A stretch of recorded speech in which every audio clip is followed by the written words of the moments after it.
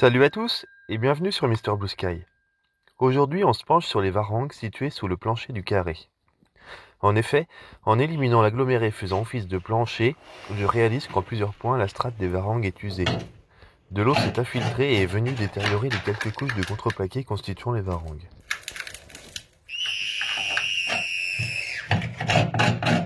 À mon niveau, c'est l'étonnement, c'est sûr.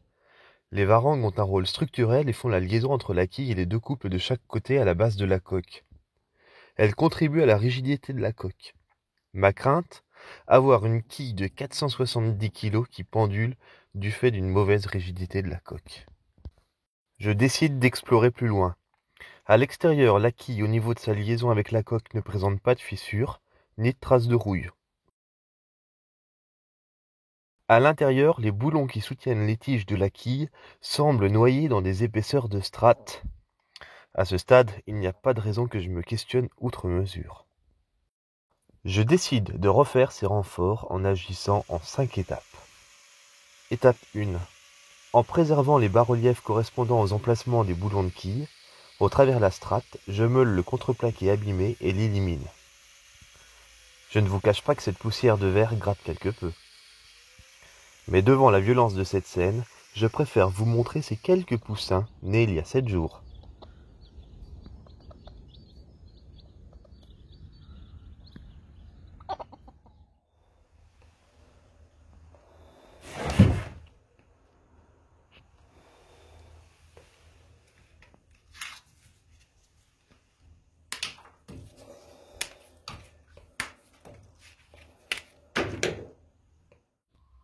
Étape 2.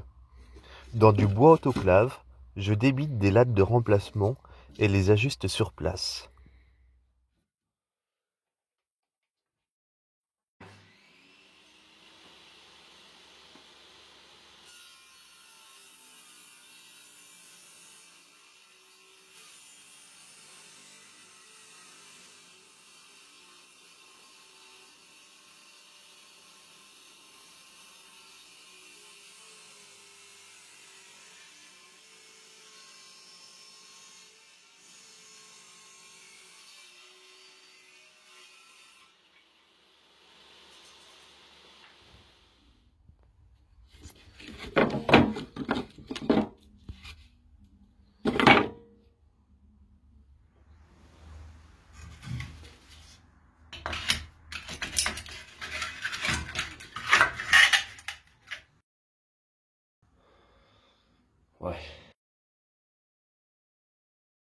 Étape 3.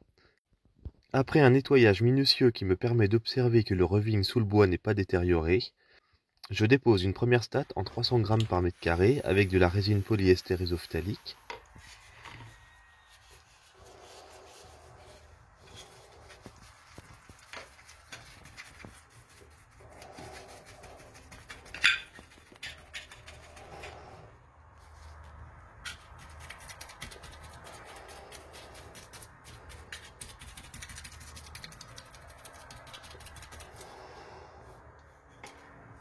J'imbibe mes lattes de bois autoclave de résine, je les place et je recouvre l'ensemble de plusieurs strates.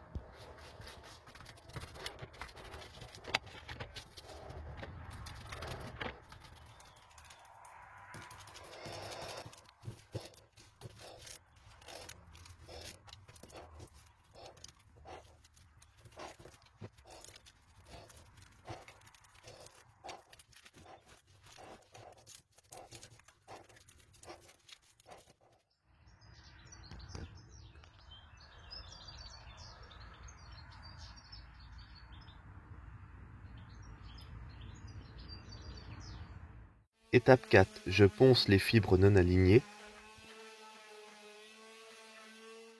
Étape 5. J'applique à l'ensemble une couche de gel coat pour garantir l'étanchéité.